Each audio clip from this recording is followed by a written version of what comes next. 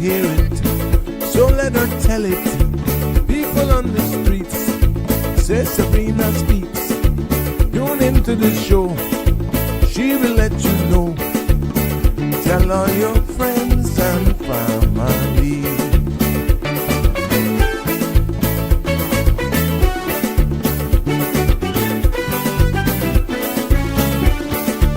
Real talk is no joke. You get the news straight up from grassroots and concerns. You hear some people gone. So tell all your friends to tune in to Good evening, Cayman. I'm Sabrina Turner, and welcome to Sabrina Speaks, your daily dose of clarity, truth, and community insights. Every weekday from 5 to 6:30 p.m., we're tackling the issues that affect you, from national headlines to grassroots concerns.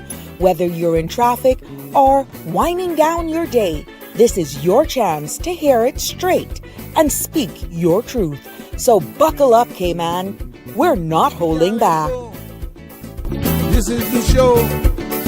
We gotta let you know. Now we got to go.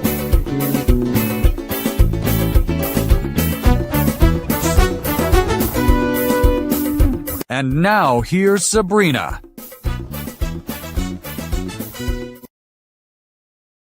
Good evening, everybody. Welcome, one and all. Just let me get my links up here, give you the latest on what's happening. Welcome, one and all, to Sabrina Speaks, Voices of the Islands, Conversations for the World, the podcast where voices rise, stories unfold, and inspiration takes center stage. It's good to be back with you here this evening. I am Sabrina, and I want to begin and give you an update with the breaking news in regards to the fire at the Georgetown landfill that is still ongoing, and it's causing major traffic disruptions this afternoon because of diversion. So we know it's 5 o'clock. We know you guys are trying to make your way home. Some are actually trying to go to work, may not be able to figure out what's going on. The Esterly-Tibbetts Highway remains closed between J. Bodden Highway and the A.L. Thompson's roundabout. So diversions through West Bay Road and Industrial Park is impacted by this. So everybody's going to, it all depends where you're coming from. You can't go into that area. So we just need you to know this. Just use the regular road, Harbor Drive, and just go. So expect a lot more traffic if you're going into West Bay this evening. And likewise, if you're coming out of West Bay and you normally have to go into the Industrial Park area, be aware of these diversions. And emergency crews are on scene, and we'll bring you more updates through the show as the information comes in as well, along with any images that may be shared with us. And for those who may be impacted, the Cayman Islands Red Cross as well has put out, is on standby. Yes, has placed its shelter on standby. That's the Cayman Islands Red Cross has placed its shelter on standby this afternoon in response of this landfill fire that's happening right here in our capital, Cayman Islands. And managers and volunteers have been alerted and are prepared to mobilize if needed. Now, due to poor air quality, officials are advising everyone in the path of the smoke remain indoors, especially with those who have respiratory concerns. So just to let you know that is the latest even from the Red Cross, and they will be providing updates as well, will be shared on their Instagram and social media pages. And like I said, as we get it here this evening, we will definitely share it with you as well. So please note that the content you're about to hear, including any discussions or opinions from myself, guests, and my participants, is intended solely for general informational purposes only, and not considered legal or medical or financial advice. So I encourage you all to consult with a qualified professional for your specific concerns. Bridge Media Limited and all of our affiliates disclaims all liability for any decisions or actions taken in reliance on the information presented here right here on this platform. So yes, we know what's happening for those of us just joining us. And if you're out there in traffic, I'm getting word that it's mayhem. The roadways, I'm being told, from the west is crazy. We're getting some images as well. We just ask you to just exercise some patience. And yeah, we're going to definitely be sharing any information that we have with you as they become available for sure. And we just want you to just be weary of this. Be aware if you don't have to rush to get home this evening and may want to support a local business along the waterfront or something like that. Maybe you want to consider that this evening instead of trying to get into this. But yeah, just be very careful on the road. Please exercise caution out there. And let me just give one of the latest images that was shared here with us with what's happening on our roadways. Yeah. So if you're out there and you're tuning in, we don't want you to take your eyes off the road for sure. But if you want to share that with us, with what's happening out there, I'll be getting some images and I'll be sharing those with you as we go through the show here this evening. But welcome, welcome one and all. Today we're going to freestyle it today with everything that's happening locally. Why not? And because we're going to be expecting some updates as we are live here, and I'm willing to share those with you. For anybody who's in that area, we're asking you, please, especially if you have allergies and that sort of stuff, to be aware of what's happening and just exercise extreme caution at this time. Now, let's just get straight into the weather and we'll go straight into the news where I can give you a full update as to what I have here, what I've received so far. I see you all coming in. Thank you. Thank you for all the love, for the likes, shares, subscribe. Thank you. Continue sharing it with your family and friends as we keep it real here. But this evening, thanks and compliments of our friends over there, the Cayman Islands National Weather Service. This is your evening's forecast, which will be shortened tonight. Yes, moderate to fresh northerly winds and some isolated showers in the early hours are expected tonight as a ridge of high pressure gradually weakens over the Northwest Caribbean.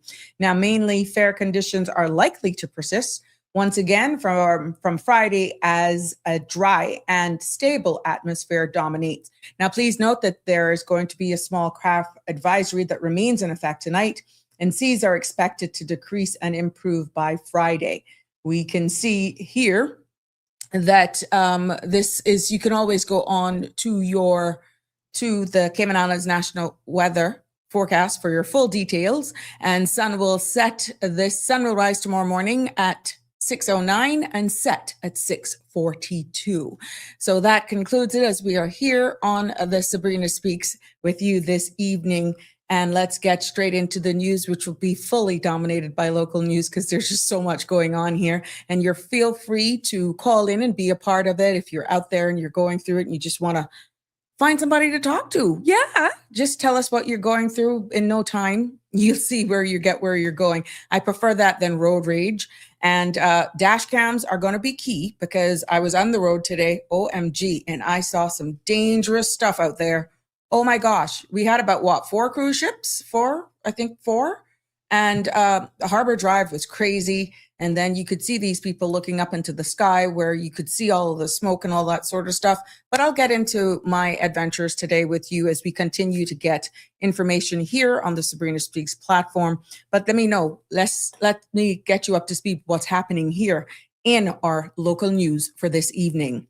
Yes, a major landfill fire is now being declared as a critical incident as the Cayman Islands Fire Service continues a complex and challenging response this afternoon. Now, the blaze was first reported at around 12:54 this afternoon when a 911 call alerted authorities at flames inside in the landfill.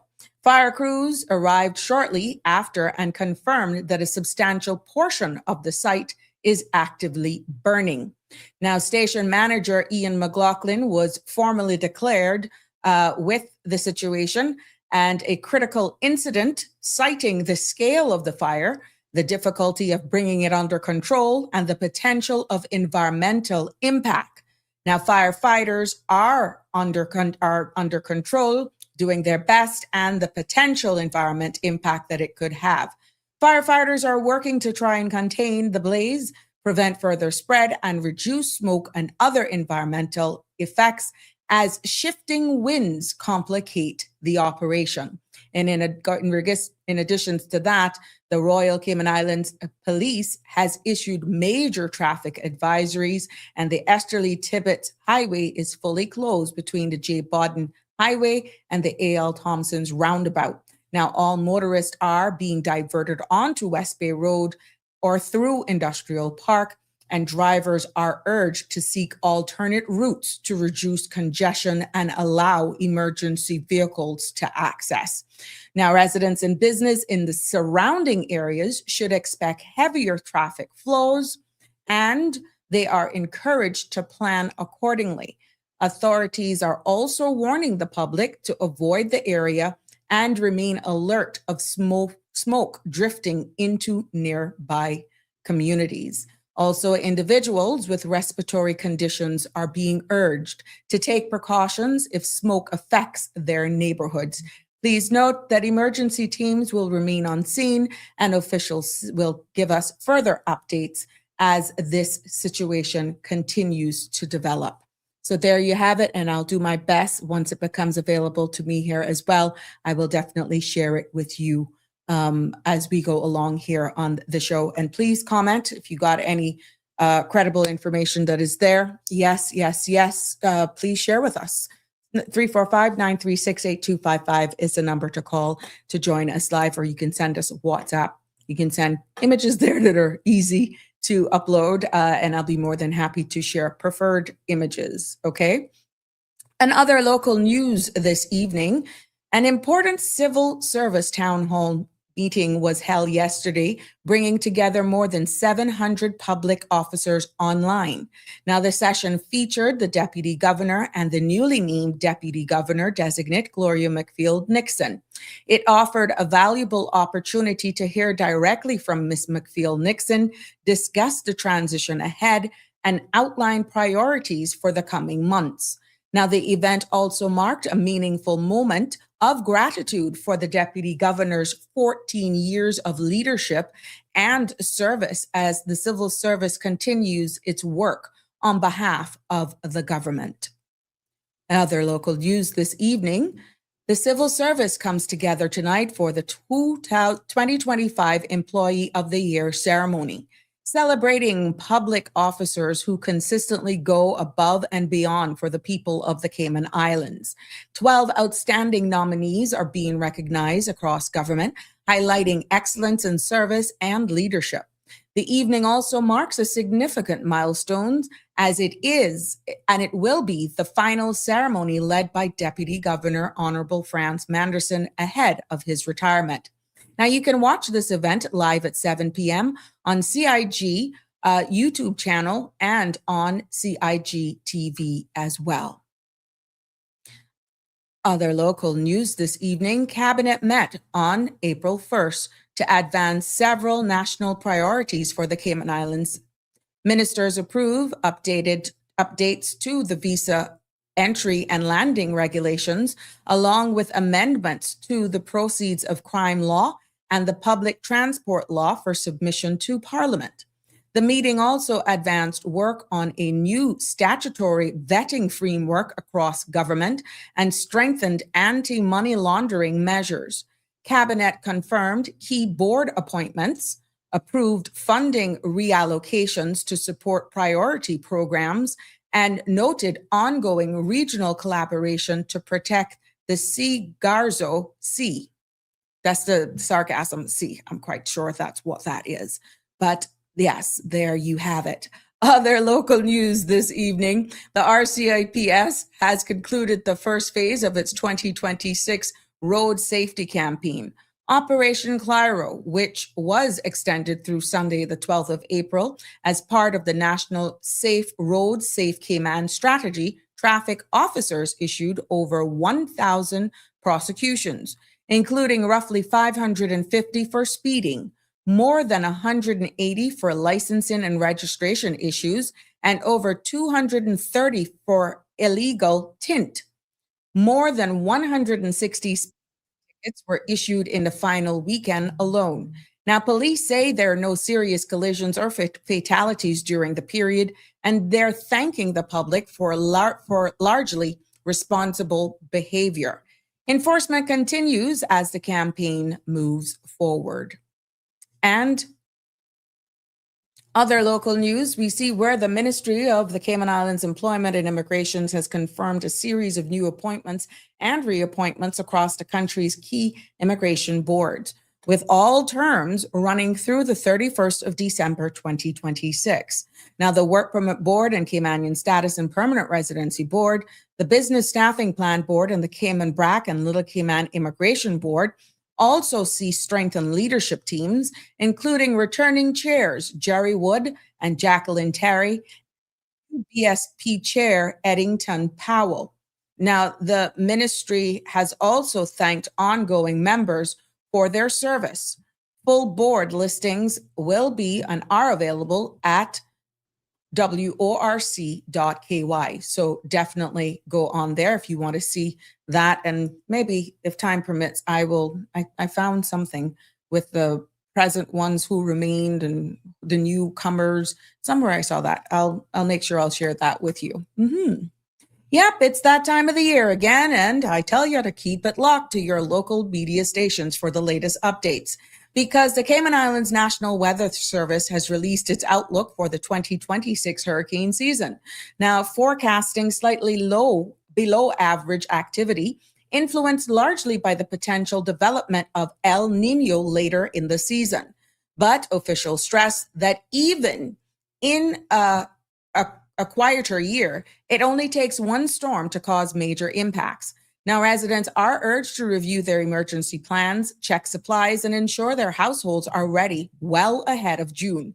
A lower forecast does not mean lower risk.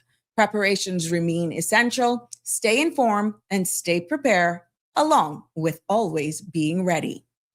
And the Mosquito Research and Control Unit will be carrying out larvicide treatments in West Bay Peninsula over the coming days. Now, the operation targets mosquito larvae in standing water before they develop into biting adults, helping to keep mosquito numbers down. Residents may notice low-flying aircrafts making multiple passes over local wetlands.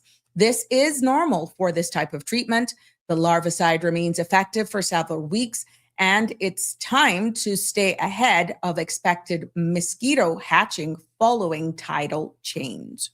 And in our business roundup for today, yes, we got to keep it real. Global markets closed mostly higher today, led by strong gains in U.S. technology stocks. The NASDAQ extended its rally, closing above 24,100, while the S&P 500 ended at a new record near 7,041. The Dow is also finished slightly higher. Gold rose to just under 4,820, while Bitcoin eased to around 74,700. In the Caribbean, Jamaica Stock Exchange closed lower across its major indices, and the Cayman Islands Stock Exchange operated normally with no daily summary published at the time of us going live. So there you have it, my friends. That concludes this evening. Yeah, we're short today because we got so much going on. Yep, and I want to keep it real with you. Send me those pictures if you got them, if you're stuck in traffic, and we'll definitely be able to share them here with all of us on the Sabrina Speaks. Anything breaking, I see you coming in. I'll share that in a second. Give me a minute. And we want to say hello to all of our friends and family there who are celebrating a birthday. Yeah, look, guess who celebrated a birthday? Happy belated birthday greetings goes out to Her Excellency the Governor of the Cayman Islands, who celebrated her birthday yesterday. Yes, marked with a warm surprise from cabinet colleagues, the governor was presented with not one, but 2 birthday cakes and also flowers, and what she describes as some excellent singing. I hope she were full. Making the occasion a thoughtful and memorable celebration. She expressed her appreciation for the gesture and thanked everyone involved for making the day extra special. So happy birthday from all of us as well, right here on the Sabrina Speaks platform, and wishing you many, many more. And we do the same with others in our community who are celebrating their birthdays today, milestones, anniversary. Happy birthday from all of us right here. And of course, our condolences goes out to anyone who is mourning the loss of a loved one. Our thoughts and prayers are with you for sure. Okay, thank you. I'll share this. Thank you for that. We got a cancellation. Let me just pull this in here. Thank you for sharing that with me, my friend. We got a public notice of a meeting being postponed this evening. So just let me get you that in my community links. Just pulling it up here. And as fast as Sandra, that brute, she is like lightning. Yeah. But I'm getting there. There you go. Your Connie Bonnie's in the house. So is Donnie and everybody else. Yep, I'm going to be putting the spotlight on you in a second. But if you were planning to go to this listening tour meeting this evening that was being put on by the People's Progressive Movement, due to the ongoing situation at the landfill and resulting to road closures and disruptions across the island, tonight's meeting tour at the Seafarers Hall has been postponed. Now, the safety and well-being of our community must come first, and they recognize that many residents are currently facing significant challenges with movement and access, and they remain committed to hearing from you and continuing this important conversation. Now, a new date will be announced soon, and they thank the public for your understanding, and they're begging you to please stay safe during this time. So this meeting for the People's Progressive Movement that was scheduled for this evening at the Seafarers Hall has been postponed. A new date will be published in short order, but it's because of everything that's happening. We're seeing where there's been serious road disruptions, where traffic flow and all that sort of stuff. Yeah. So once the new date is out there, I am quite sure you will be notified as well. So in the house, we got Connie Bonnie in the house sharing with us. Yes, look at her showing off. This is Connie's piece, Lily. Now, she makes mine look like a shrimp, but she is definitely a green thumb. Isn't that beautiful? Yeah, and hey, big shout outs to my friend down there at Vigoro on Walker's Road today. I popped in there today to get a ZZ plant. Gonna put it on a desk. So, and thank you to all of them. I got out of there frog free. Yes. Beautiful, beautiful potted plant. And my friend who sent me the message, I saw your mama. It was so good. She was trying to figure out, are you Miss? I said, you got it right.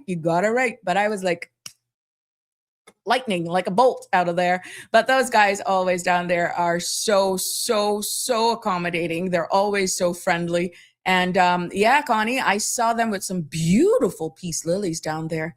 Gee, some peace. And they got my periwinkles. It's that time of the year. I'll have to get out all of my impatiens and all of those pretty ornamentals that they have for Christmas. So I'm going to take my time now and go and be very selective and try to do some planting over the weekend to replace what is now, it's just too hot here. So they die.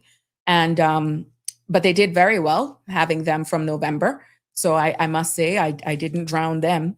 So I'm so proud of myself. But to all of my friends there at Vigoro, been just a shameless plug for them. They always treat me well. They understand my phobia. And I appreciate that so much. So much. But yes, Connie Bonnie showing us her piece, Lily, old show off. Yeah. Love you lots, girl. But thank you so much for sharing that with us as well. Like I said, 345-936-8255 is the number to call to be a part of the conversation this evening. And all of you that are here, Connie's just dancing. You must be out of traffic. Thank you so much. Girl, I had to borrow a face because I tell you, I went out. I went on so much adventures today, and then the traffic caught me. Aliano is here as well. Good evening. And what you said, that roadway from west is madness. Yeah, I can only imagine. Connie says, good thing I leave work early. My work is just below. Yeah, you're in that area. Good for you for getting out early. Damian Henry, good evening to you, my sweet. How are you? Don't be afraid of criticism, he says this evening. The tallest trees are always confronted by the strongest winds. Yeah, we need to put that into our life. And there's also a saying, the higher the monk can climb, the more his you-know-what is exposed. And there's also another saying that more aligns with this. Who throws stone at a green mango tree? Yeah. Yes. So thank you so much for sharing that again. And every evening you are a loyal fan, huge supporter of this platform. And you're not only just doing that, you're sharing these words to keep us real, keep us grounded. Yes, Miss Douglas, thank you. You are more than welcome. Make sure you, Miss Mays, take care of yourself. I know you're also in that area with your allergies. Just don't get no sick because I need to get this hair done. Need to take this out.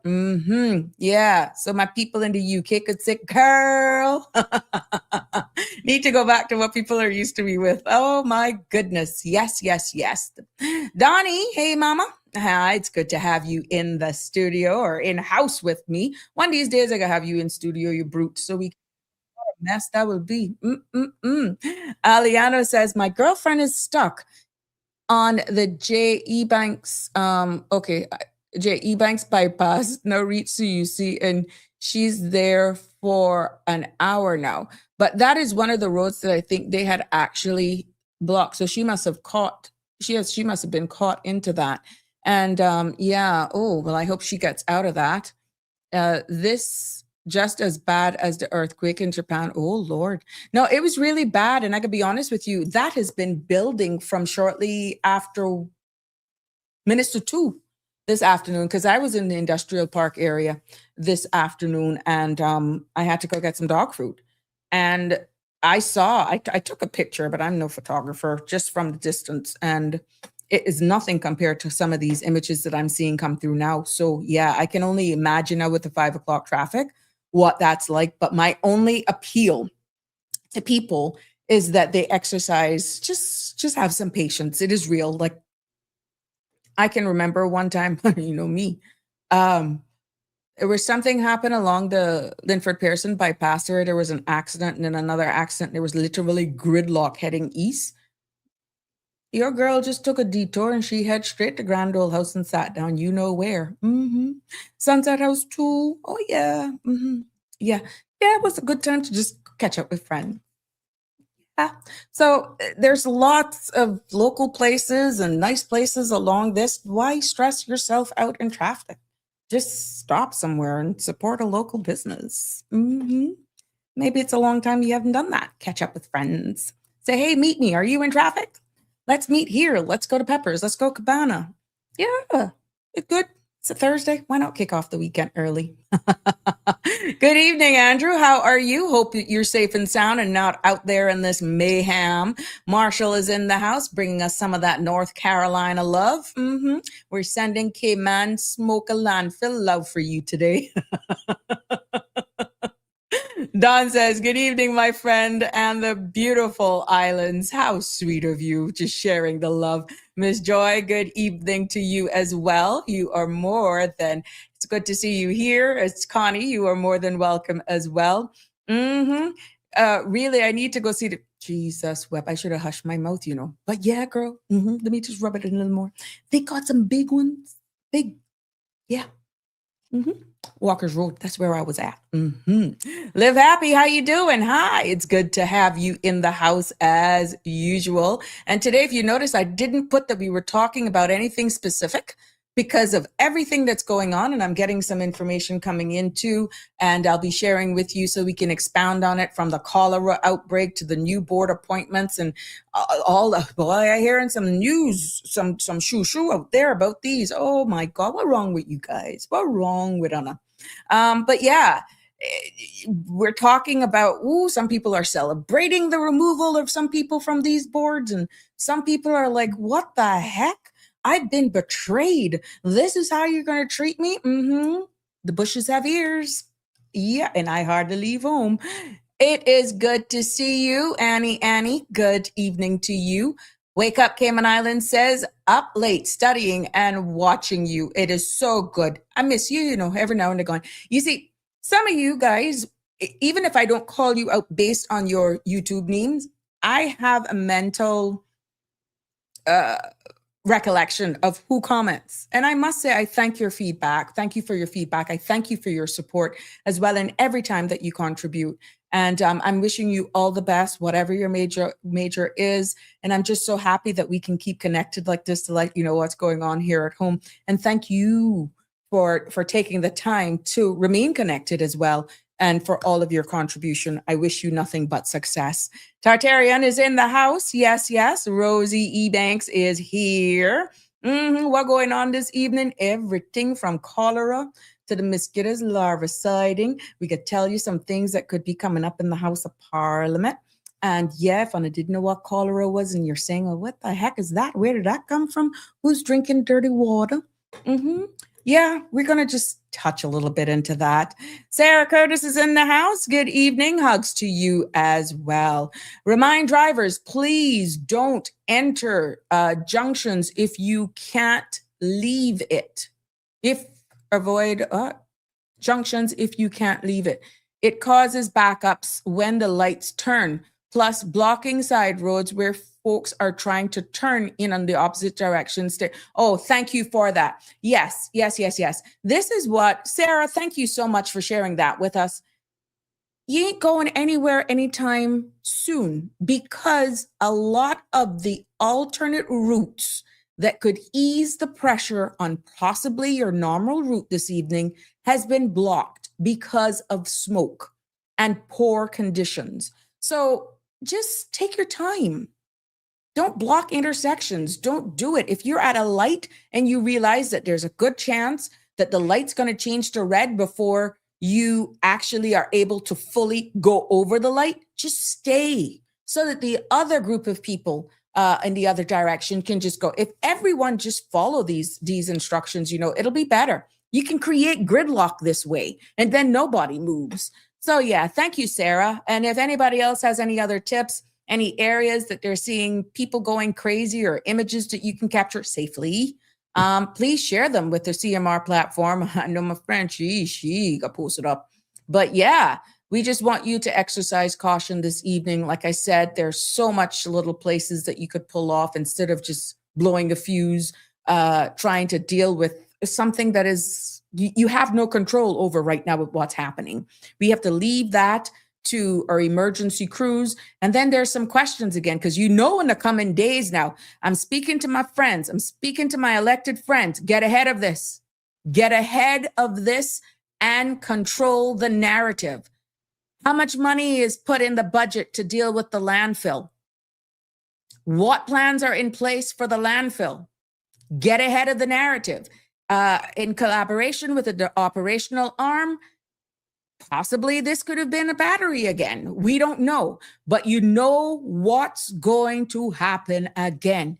Your media teams should be on this like white on rice because questions are going to come again. We are just into a new financial year. How much million? How much hundred? How much thousand? How much nothing, if that's the case, has been budgeted to even look at the dump remediation. And for all of you who may say, well, here we go again. Why is she talking about this? No, that's gone. Let's look forward. Let's look forward. A new page was turned on the 1st of January. They knew that it's still there. Now, here we have making headlines, more traffic, more gridlock. We're not pointing the fingers. I'm just saying, get ahead of the story. Let it come from our elected arm first and come not with a half-baked cake, come with a beautifully baked cake, meaning say how much was out there. Say what plans you envision. You don't have to give all the nitty gritty, but let the public know, look, for once and for all, we're going to deal with this. This is the stage. This is how we're going to have to deal with it. You don't have to go into the great details, but at least, because I tell you what, it coming. You got opposition. You got members of civil society. You got all sorts of people right now that could run away with this. I'm just giving you little advice. Get your teams together, get a solid story, and in collaboration with your premier, in collaboration with those government agencies that are leading the charge, and do a solid piece. But it shouldn't take a week for you all to come with a sound piece of information in regards to the landfill. Simple. Get ahead of it. Get ahead of it. My Milo friend, good evening, Miss Iva. How are you? It's been a minute. How are you? Yeah. It's good to see you. Good to see you, my friend. Carolyn, good evening from the... Big Sitter turned me loose and set me free. How are you, Miss Carolyn Hall from the BRAC in the house? So good to have my sister islands. Definitely bigging you up. And for everybody coming back east, Spot Bay. You know who I'm talking about. Stealing. Sending you lots of love here from the big island, Cayman, Grand Cayman, for all of my family and friends that are there. But like I said, please note that should you be in the area as we come here this evening, to let you know that the Red Cross is on standby in case you missed it and you're just joining us. I just let you know that the Red Cross has alerted their volunteers this evening. Their facilities are on standby this afternoon in response to the ongoing landfill fire here in Georgetown. And like I said, their volunteers and managers have been alerted and they are prepared to be mobilized should the need continues. And anyone with any respiratory issues, please exercise due care with this. So let me just save this document here. Let me do this. 17. I'm just getting some information here. There we go. Yeah. So let us know what's going on in your neck of the woods. And for those who, so the Red Cross shelter is on standby.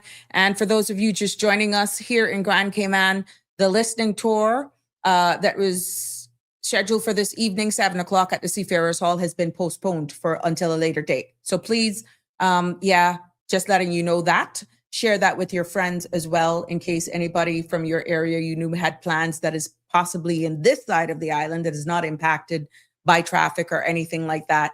Please let them know that this meeting has been postponed until a later date, okay? So we're going to keep it moving here. Aliano says, it's simple.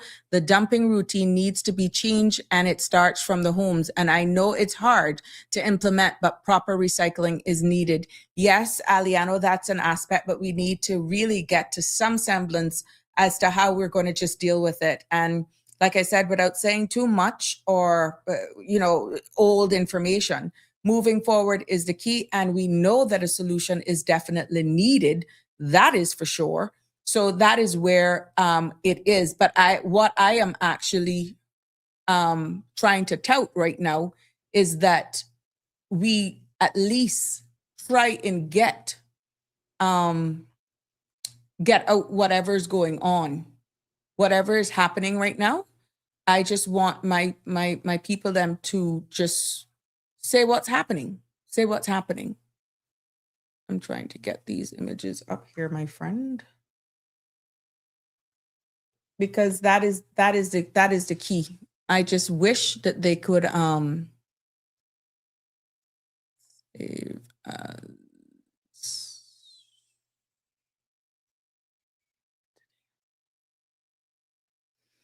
There are some private members' motions because the next sitting of the House that is coming up, I'm just trying to get them up here. there is two private members' motions that are coming to before the Parliament. There's a private members' motion number 17 of 2025-2026. It's called Consolidation and Protection of the Central Scranton Park. And it reads, for you to know one of the things that could be on the order paper.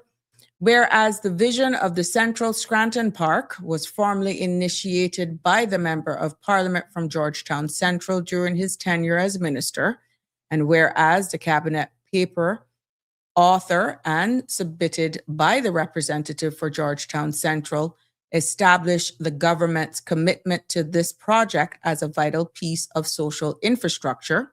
And whereas the development involves the following parcels in its entirety, and it names the parcel Block 14 CJ19, 14 CJ23, Block 14 CJ Parcel 126, 14 CJ Parcel 184, 14 CJ Parcel 190, 14 CJ Parcel 192, 14 CJ Parcel 193, 14 CJ Parcel 200, and whereas a specific portion of Block 14 CJ Parcel 182, specifically the northern section currently utilized for the park's development and situated north of the government administration building parking lot, is also required for the park's completion.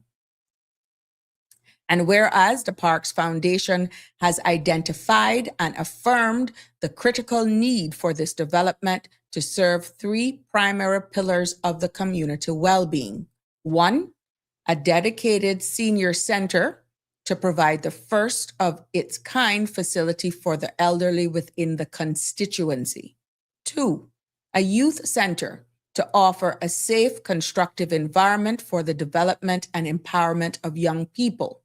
Three, community green space to preserve vital green space within the capital, providing essential mental health benefits and environmental freedom for residents. Be it therefore resolved that the government considers the immediate excision of the northern portion, of Block 14 CJ and Parcel 182 as identified by the park's development boundaries. And be it further resolved that the government considers the consolidation of this excised portion with the other 8 identified parcels into one single land title. So I see what they're doing. They're trying to combine. And be it further resolved that the government considers classifying the resulting consolidated land as a park and community resource for public purpose, ensuring its preservation and perpetuity for the purpose of senior care, youth development, and environmental conservation. It was this motion, my friends, is going to be moved by the Honorable Kenneth Bryan, Deputy Leader of the Opposition, elected member for Georgetown Central, and seconded by Honorable Joseph Hugh, Leader of the Opposition.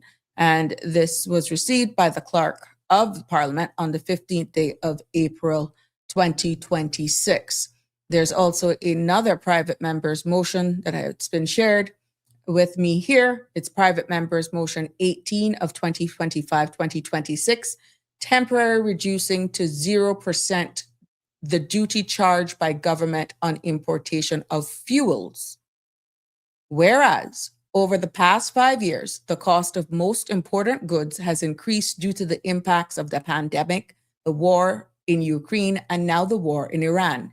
And whereas since 2021, the cost of essential like groceries, utilities, gasoline increased in the Cayman Islands by over 25%, helping create a server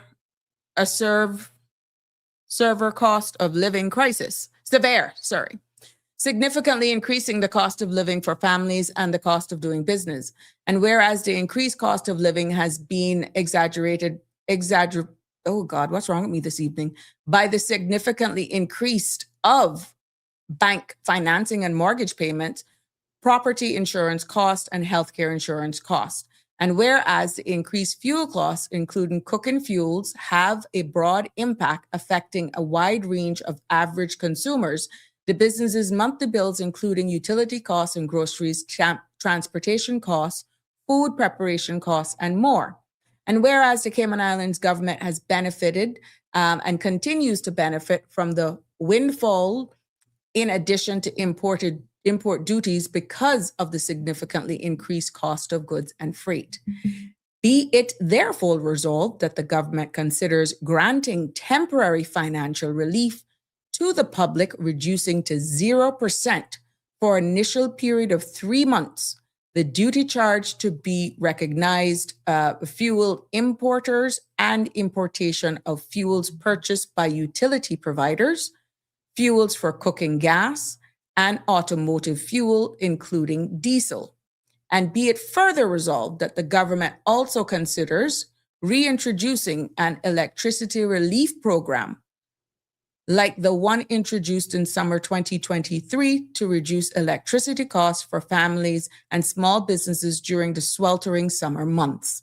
This motion, my friends, has been moved by Mr. Roy McTaggart, elected member for Georgetown East, and seconded by the Honorable Kenneth V. Bryan, Deputy Leader of the Opposition, elected member for Georgetown Central, and received by the Clerk of the Court on the 16th day of April 2026. So there you have it. Those are two private members' motions that will be put forward by the members in the opposition and has been shared here with you. I'm going to get those up and I'll definitely share those with you so you can go through. And we know that the next sitting of Parliament has already been announced, and persons can tune into those and you can hear, of course, the reasoning behind all of this and what it really means. And both sides will have their opportune time to consider or not, unanimously or not. But some of these are national issues because we see where they're warning us of the increased utility bills are expected. So, yeah, good for them. Let's see what's going to become of it, though. The problem with the garbage could have been sorted out years ago, but the government led McKeeva Bush did not receive the required support. You know what? The phone lines are open. 345-936-8255. Thank you for your comment. Thank you for your participation. And like I said, there's lots that are going on, and to avoid speculation and anything more, I still feel it's best for us to hear from our leaders, hear what they have to say, address the public, and avoid it to be filled with hearsay. Because at the end of the day, they're the ones that are in charge right now. And you know what's going to happen. You know what's going to happen. It's going to balloon into something else. They're going to go back and look at this and look at that. Let's look forward. But the key is, if there is ever any intentions right now of addressing it, whether or not it was spoken of or not, okay, it should have been funded, be it partially funded or not. There should have been something cited in the last budget that was presented to say, well, this money is earmarked for this, be it continued, closed down, wind up, and a fresh start, or we're going to reopen, but this is where we're going to be going. I don't know. I feel with this right now, you deserve to know whether or not anything has been funded. And that is my only warning or advice, I should say, to avoid being misread completely, because I'm only trying to help. We're out here, we're seeing it, we're feeling, we're hearing it, and it's in one's best interest to just be straight with what's going on. I think it's in everybody's best interest to just keep it real. And if you're being transparent, then you want to make sure that your people, the citizens, know what's happening. So I say it's best to just confront it head first and just let your people know what's been funded. If it hasn't been funded, well, say so. And then give a reasonable reason as to why. It could not, maybe it was not funded in this budget cycle, but it's funded in the next budget cycle, and give a sound reason why. That's all John Public needs. And because guess what? Saying nothing in this happening now, the second one in less than 2 weeks, it ain't good. It not good. And we have been down this road together as a team. So I'm telling you, get ahead of it. Don't make nobody tell you any foolishness. Just get ahead of it. Get ahead of it. We see where also in local news, like I said, the phone lines are open. 345-936-8255 if you feel to join me here for this evening's discussion. And we can, we definitely would be more than happy to share with you what's happening here in the beautiful Cayman Islands today with everything that is going on with traffic to you name it. We're right here. We're more than happy to share it with you this evening. Clean and Straight's in the house. How you doing? What's it like in your neck of the woods? Clean and Straight is saying, we're being squeezed financially from all directions. So the removal of duty on fuel would be a huge relief. I'm already terrified thinking of the electricity bills for the next few months. Clean and Straight, you're quite right. And you catch between a rock and a hard place. It's almost like if you drive, you tend to not really look at the board per gallon because you need the gas anyhow. I gotta tell you straight. I don't look at it and it's not that, oh, well, that's not, funds is not an option for you. No, it's not that. I need my car with gas. I limit how I move in order to make that gas being more expensive, give me the most distance. If I don't have to go out, I do not go out. And I think we all have to strategize, or maybe this is the time that we could consider possibly carpooling with another member from your house. I don't know. And stagger your times when you go out. But I personally do not look at the price because I need the gas. I just adjust how I move. And I can tell you, working from home, there are days, sometimes a week, 2 weeks, I don't leave. I don't have to. But it's not everybody the same way. So my thing is, and this is just my personal experience, if it is a case where I had kids and all that sort of stuff and I have no other choice, maybe we could take, I used to do this back in the day when my kids were younger. I used to take up my friends' kids as well and drop them home and sign, vice versa, so that you all share it because everybody's feeling it. And we see where our citizens in the eastern districts are sitting in traffic longer. And for them, it's easier sometimes to work from home because of the rise in gas and the must that they have to get down. And the conversation is going to come up again. If we had a better public transport system, maybe we could alternate. Some days we use our cars, some days we use public transport. But again, that needs an overhaul and it needs to be improved.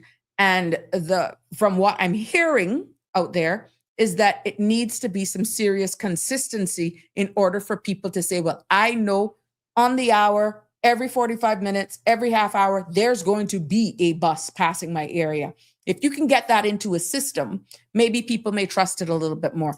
I don't know. We're seeing as well where I think Sandra had actually did a story on it about the fees. Yes. Oh, yes, she did post it. I know I didn't dream this. She said, government says the bus fares increase not approved. Issues compliance directive to operators. So it looks as though they did this one rogue as well. And this story is up on the CMR platform. And it says that the Ministry of Lands, Agriculture, Housing and Infrastructure said no increases in bus fares has been approved by Cabinet for the Cayman Islands. And the announcement comes after bus operators posted a notice of a fare increase effectively May 4th due to rising fuel costs. Now, following inquiries, CMR, the Public Transport Unit, confirmed that it had received notifications from operators of their intention to increase their fares. However, the current legal framework, any adjustment to public bus fares, require formal cabinet authorization, which has not been granted. So the Public Transport Unit has therefore issued a formal directive to all omnibus operators and drivers to immediately remove any notice advertising fare increases from public buses. And operators are reminded that the fare tables displayed within vehicles must be approved by the Public Transport Board and in accordance with the Traffic Public Passenger Vehicles regulations. Now, also the PTB, that's the Public Transport Board, said that it will take the appropriate enforcement action where necessary to ensure compliance.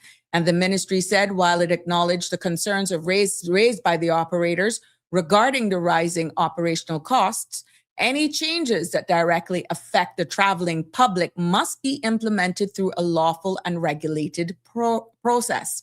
The government is actively progressing reforms to modernize the public transport system, including the introduction of a nationally standardized fare structure, formal approval mechanism, and strengthened oversight. Now, these measures are intended to ensure that future fare adjustments and fair, transparent, and consistently applied. The public is advised that current approved fare structure remains effect. So if you go into a bus and they're telling you anything other than what you're accustomed to paying, they're doing it illegal and they're demanding additional fare that is not approved by cabinet. So members of the public who observe fare tables or notice that do not reflect the approved rates are encouraged to note the bus number and report the matter to the Public Transport Unit.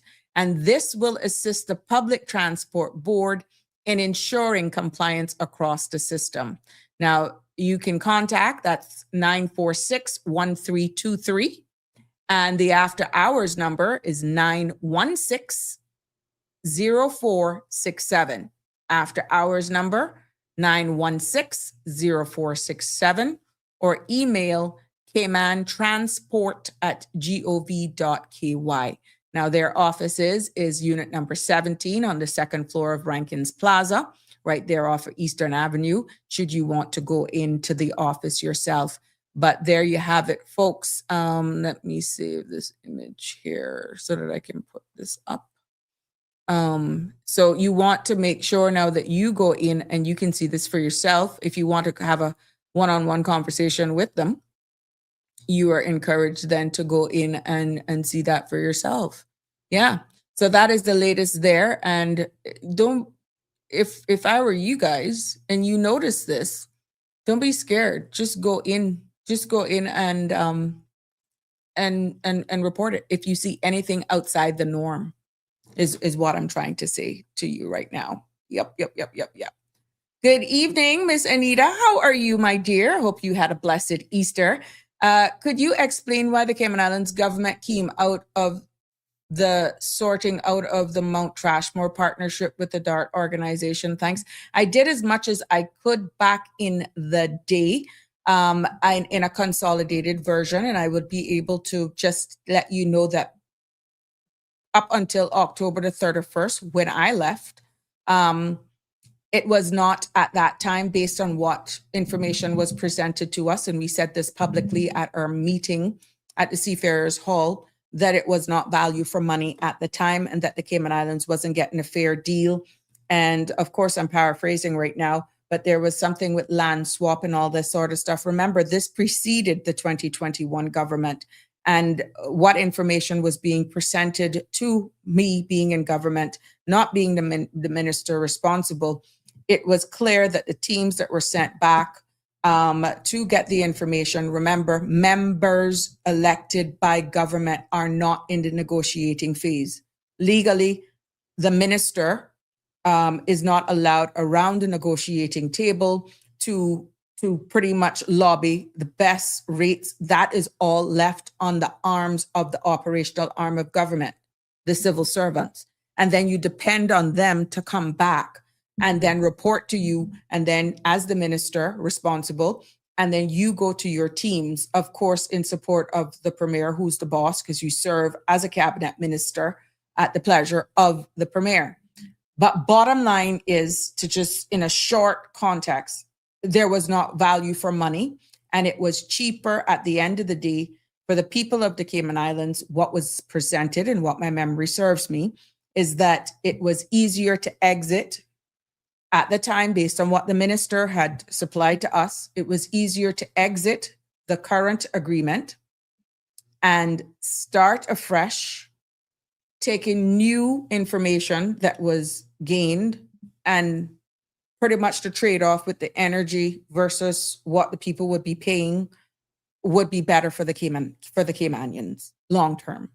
So there were other things which personally I cannot discuss, but there were other meetings going on that we were not aware of as a cabinet as a whole, and hence, for me personally, one of the major reasons of exiting stage left when I did.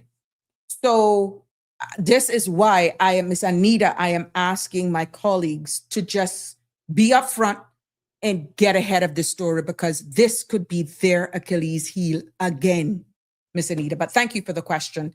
But in a short form, value for money and was why, and they wanted to start. But to say that it was not in a position where the discussion wouldn't come back up, no, they know that they have to deal with it, but the Caymanian deserved a better deal. And what we saw, the Caymanians were not getting the best deal. It could have gotten a better deal. Good evening, caller. You're live on Sabrina Speaks. What's on your mind? Yeah, good evening, Miss Sabrina. How you doing today? I'm fine, thank you, my dear. Yeah, and good evening to everybody else, the listeners. This where the busting came from? Where the bus flyer or the bus? Oh, it was just notification came circulating. Somebody took a picture, and then, of course, it was verified. And I think Miss Sandra dug deeper into it, because I got it shared too, and it was unconfirmed. It looks as though they took it upon themselves to post it without getting approval from the Public Transport Board. So when people saw the fare, meaning the operators, but in the press release, in the story that's posted on the CMR, it did say that the ministry was aware of the concerns that was put forward by the tour bus, by the minibus operators, but nothing had been confirmed. So what they did with putting this out, these change in fees and having a start date, they did it ahead of even getting approval from the cabinet, and that is illegal. Well, that's what I'm getting at. So what a penalty is this? Here, one of them, they should be fair. Here, one the whole they know how then I got some kind of operators union or something that all of them is a member of. Every single one of them need to be fired and hire new bus drivers, because they can just put up something like that. Oops. And it's not official. Mm-hmm. And telling people, I mean, this island come in like a joke. I tell you the truth, it's a sad situation. Mm-hmm. Now, what can be done about that? They could do whatever they had wanted to do, and it took so long now. How long that been from this week or from last week that it was shared? It was shared. So, it was shared with me earlier this week, but I didn't do it. But it was also shared with, of course, Sandra's in the media. I do a podcast, and she went and dug further into it. But people were expressing their concerns, and she dug deeper. Anyone can do that to try and confirm it. And when she did her investigation, it was nothing confirmed from the government. Yeah, so that came out when it was Monday that I heard her speaking about it. So when that came up on Monday, so and what today is Thursday, so it took them 4 days. It took them 4 days to answer that, or that came out last week Friday or last week Thursday, something like that. Well, almost 7 days for them to answer for the government now to answer and say that not right. That should have been immediately. I mean, we got now. Listen to this now. I mean, I must be an idiot, right? Don't we have bus? I mean, people from the government there, from the transportation board, right there in a little shack, right there in a little shack by the public library. Mhm. that oversees the bus drivers and stuff, right? So all this time now, even none of them inspectors or whatever the official name is to them that Mhm. works for the government for the transportation board. BTS, None yeah. of them couldn't tell the bus drivers. Pardon? No, I was just calling the acronym. Go ahead.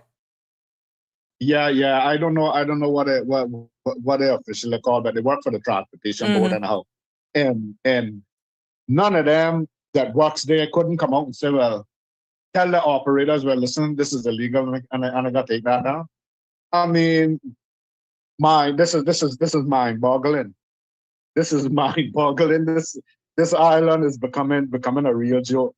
I mean, it's so funny that you can't even laugh. Yeah, Right? but as you can see, based on the it. article that was published by CMR, they're not, the ministry, the government is not denying that these operators did not voice their concern. The problem is, up until when it became public knowledge and they started posting the new fares up on their public buses without it being approved by cabinet is the problem. And it Right. aligns with what you Exactly. say. I agree. Who That's is the then problem. holding them accountable, and what would be the consequences for these tour bus these taxi drivers? Who's holding them accountable is what you're getting at. Yeah, and from the day, regardless, what I'm saying, regardless if they had even put it onto their bus, Mm-hmm. the minute it came out, it had to get to the bottom of the situation and see where this come from. Mm-hmm. That somebody had to go and speak to the operators and say, who bring this up? If none of the operators know where it come, just put the foot down and then and say, listen, and I don't circulate this or whatever, and maybe had meetings or whatever with them, but nothing is confirmed. So and this is a legal one to do it. Mm-hmm. So it been 7 days or 5 days, whatever it is, before the government could come on to it and say something about it. Mm-hmm. I mean, this is unacceptable. This is unacceptable. Yeah. Yesterday, you were weighing on this conversation. Yesterday, you were talking about the IMF and The financials, right? these different, yeah, them countries where you were talking about there. How much of them in the Caribbean is paying pays tax? Mostly all of them, right? Most of all of them, yeah. Besides those who are British BOTCs, yeah. Okay, so even so Cayman is in that, and the other. But we the don't other pay British- taxes. Yeah. British fall in it. Oh, yeah. We are. That's what I'm saying. So my point is now. I know we it yesterday, Mm-hmm. but I will listen. And my point is, I would like the IMF to explain to me, or somebody to explain to me, Mm-hmm. how can you have a money laundering, free from money laundering, if you don't have a tax collection or something equal to the IRS. Mm. Now, I don't know how could it be free from money laundering? It's almost impossible if you don't have a tax base, or especially an income tax that you could keep a track of people income and all that, to know if it's money laundering going Or on not. or not. Exactly. So I don't know what they're talking about, but I mean, I must be an idiot, because anybody with common sense would know that if there isn't an income tax check, like something like the IRS or something equal to that a country got to check somebody's income, there's no way to tell that if a person is if there's money laundering being done or not. So that is ridiculous. So I don't know who they're trying to fool. Which is, and you're speaking in general right now. I was just yesterday's the foundation of yesterday's show was to just show the difference in us being a British overseas territory jurisdiction like Bermuda, who does not sit around the table. And I led the foundation, like how we had Barbados, who signed another agreement, and she got 100 million Barbados dollars in order to help her people but we don't have a seat at the table because we're represented by the UK. It was from that aspect. Now, the local politics and stuff, like what you're alluding to, and even though we said about we don't borrow directly, indirectly, because we don't know whether or not, remember the UK takes care of us, the United Kingdom takes I know. care of us. So let's say they got a drawdown, okay, as an example, and their assistance that we need from them, we go to them. Now, do we ask whether or not you're getting this from the IMF? I'm not in those meetings. I don't know. I can't speak on that behalf. So it's not to say that we don't indirectly benefit, but it would be through whatever the UK actually gives us. Now, do you go another step to ask your mom, well, where you got this, mom, from? Just use it for example. You're my dad, and I say, look, I need $1,000. I'm not going to ask you where you got it from.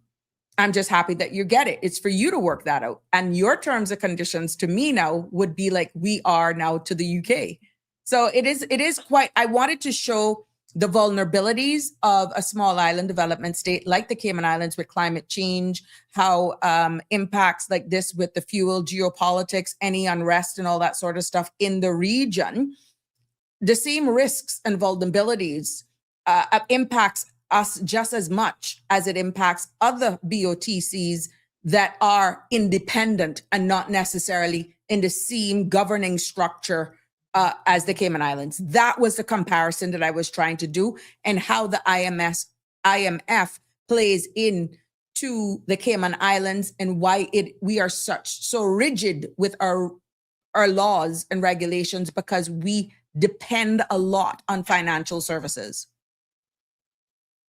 Yeah, I know. Yeah, they're the ones that are that's supposed to be policing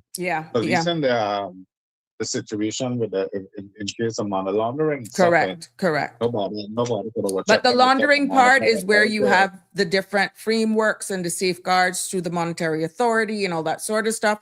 Our government then is the one who makes the legislation, which is what we often share here on amendments in legislation that try to keep us and have the overseeing legislation. And then the administrative arm is the one then who would actually be able to detect if by chance there's any questionable funds being in circulation here. Yeah. And you heard the example that I gave yesterday of me just trying. You heard the personal.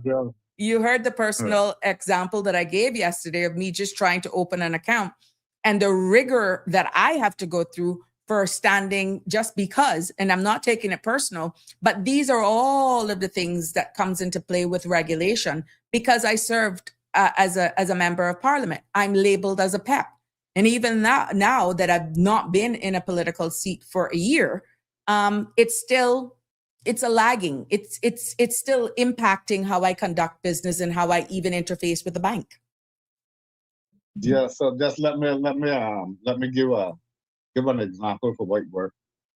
If say somebody from another country get money from a bank in another country, bring it into Cayman, because we know there's certain foreign nationals that could get money back and borrow money in their country and through the banks, through whatever means, through whatever means. Once it goes to the bank, and the bank from another country forwards it here. I mean, with the exception of HSBC, which is probably banned internationally, that were mostly in the Caribbean and Cayman, sure. But just say through another banking institution, and they just forward that money into somebody account here in Cayman. So that money is clean and it goes unchecked. Which it could be the money indirectly with the bank not even knowing, and the bank probably didn't bother the check because once it comes through a bank, to another bank, you would assume that it's gone through the rigor. Everything is good, smooth rolling. Everything is good, smooth rolling. No questions asked, no red flag. So that could be done. That could be possible. That is what is what is occurring on this island on a daily basis. Well, You know, so we have to be, I would baffle about those things. we fought hard and we represented well internationally to get off of these lists. And we got to give thanks for that. What we need to do is to continue to maintain that our reputation remains above board. But it obviously appears that the can continues to be kicked down the road and the bar keeps setting higher. And compliance is something that we constantly need to be abreast of because it is one of our key pillars of income here in the Cayman Islands, finance, banking. So I must say, we got to do whatever it is we got to do is to keep off of these lists to make sure that we're compliant, not being a financial expert by any means, but having understand some of the discussions, being around the table. Let me tell you, that was a fight in itself. It was a fight to get us where we are today and to see now that we are recognized globally for the high standards. Maybe you may have contrary to this from other people, but yeah, it's not easy. I'm telling you, it's not easy. I'm not knocking our own island. I'm just saying, I'm just giving an excuse because there's a lot of other things that is happening in other places that doesn't go through the regulation and the scrutiny that Cayman goes through. But that should tell you something. They don't throw a stone at a green mango, right? Ah, so it means we're doing something good. Nobody wants to mash up the dollar house. Where you mash up the dollar house for when we're using the dollar house. So let's just try to keep the dollar house. Let's just try to keep the dollar house in good condition and keep it cleaned up and stuff. And nobody would have anything to say. So, that's right. You know, but thank you for the conversation. And they got catch that person who catch the dump of fire, you know. Oh, you go. You hear what I tell you? You see you? We're not gonna make you put nothing out there. You try go. Thank you so much for your contribution. All this time, how that dump just start up like that again. And the winds don't help.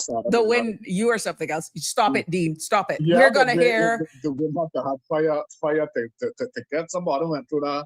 Went through that down the back of that like that. Dean, stop it. This is unconfirmed, and he's just speaking off the top of his head for all of those who are just joining us. You are something else. You have a good evening.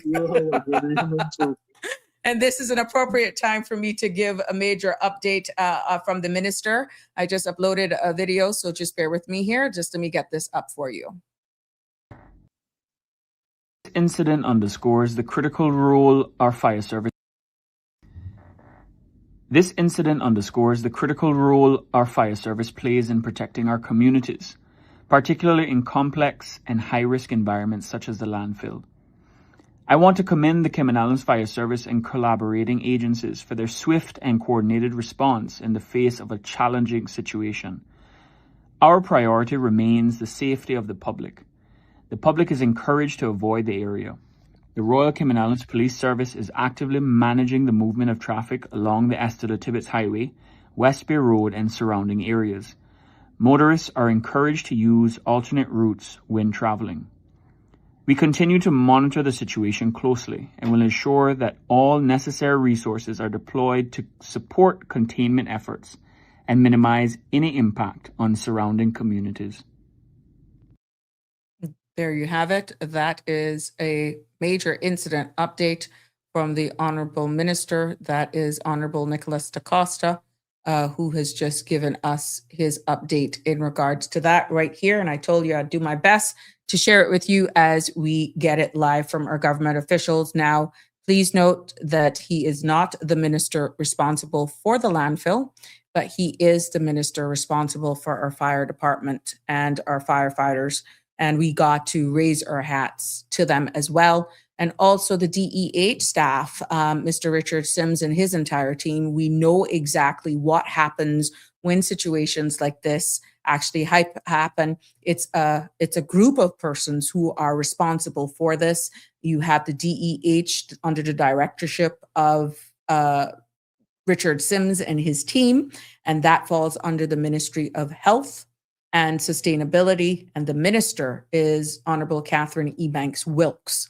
So where Honorable Nicholas DaCosta is coming in is that he's responsible for the fire officers who are actively working to get out this blaze, get it under control. Now we know that there is a public health alert as well, and so forth. The actual cause of this, I'm quite sure, in the coming days will be given in a live report. But like how my friend was speculating, the caller, about who lit it a fire, is why I say my leaders, especially the minister, needs to actually do something similar to this in collaboration ASAP. You don't have to have all the answers, but it's just a matter of keeping the country calm and have drip bits of context, history, a sight forward, have a complete press release when you're addressing the public here. But as the information comes into us right here on Sabrina Speaks, we got about 45 minutes to go on this podcast this evening. We will definitely keep you abreast. The phone lines continue to be open, 345-936-8255. Please like, share, follow, subscribe, and definitely put your comments below. We would be more than happy to share them with you this evening as we continue to watch this developing story and get updates accordingly and share them here with you as well. Denver says, got another caller. Good evening. Welcome. You're live. I say I will listen to that guy just now, but I'm not sure. But I think what is... Hello? Yes, you're live. Hello? Mm-hmm. I think what's catching that dump is people is putting, because they were telling you about that years ago, and fake sense or nonsense. I don't know, scientists, but whatever. If you put batteries, people throws batteries, flashlight batteries and stuff down in the dump. And when that get mixed up down in it, and that heat, all this heat, because that heat will catch us a fire if we had enough spark and go out in it and catch a fire. And that's what catching that dump. I don't think nobody deliberately catching out a fire, because it would be very stupid to go do that. Because I remember before I get this phone that I got in my hand, my other phone, the battery for that had swell up big. And when my son took that out, he said, "Mommy, I'm not throwing this in no garbage." He said, and he put that on some cement blocks out there, out in front. And the sun hit that. And when that son was big to explode, we thought that was a bomb. So that can happen. That, yes, them batteries seem little AAA and AA, 9 volt and C cell and D cell, they can cause fire. They need to have, I don't know where they put them, but they need, just like you hear Mario talking something about these electric cars and about these batteries and things, how they can explode and stuff. I think that's my opinion. I think that's what catching that. Because some people do recycle. They throw everything in one garbage, and that's probably what happened. Right. That's my 2-cent piece on it. Well, and I forget to tell you that my nephew celebrating birthday today, and he say he 21, but he not tell my niece, tell him no 16 better than 21, because 21 old. But he 47 today. Oh, but he say he 21. He 21. So I said 21 old, that's old, so tell him he's 16. But I would like to give a big shout out to his name, Javon Bush. Okay. He's my brother, baby. May he live to see me. And then his wife, Lisa, had birthday yesterday. So happy belated birthday to them. And then the governor, that's right. Her. But she looked good. She looked weird. Well, I thought she was older than what she really is. And I say her age, but I know her age. But she looked good. She looked good for her age. Well, yeah, we shared her birthday celebrations earlier on. I see her had 2 cakes. She like my brother, he had 2. He get 2. He not want to get when you get 2. That's right. Thank you. Yeah, all the love from all of us here as well. My 2-cent piece, I think that's what causing the problem with the dump. Maybe if people doing that, they should take that in consideration. Do not put batteries in garbage. Okay. Well, we're looking forward for the update, because I'm quite sure there's going to be a debriefing of everything. Yeah. Last people to go and deliberately like that fire. Oh, we hope not. And if they did, they should catch them and give me a chance, tie them up, give me a chance to beat them. When I get to beat them, and I have skin on the body. Thank you, my friend. Thank you so much.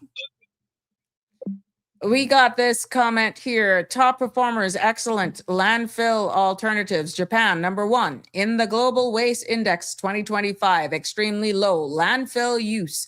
Heavy use of recycling and incineration. Singapore, Netherlands, Sweden, among the highest global waste management scores. Why don't our government communicate with these countries and make a deal to clean up our dangerous Mount Trashmore?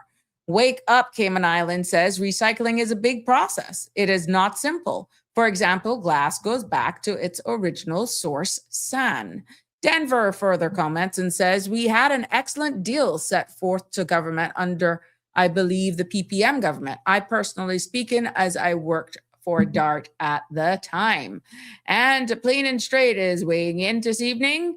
Maybe government should put something in effect requiring businesses to offer 1 day each week to work from home to employees who can do so. And if they're already getting 1 day a week, then give them 2.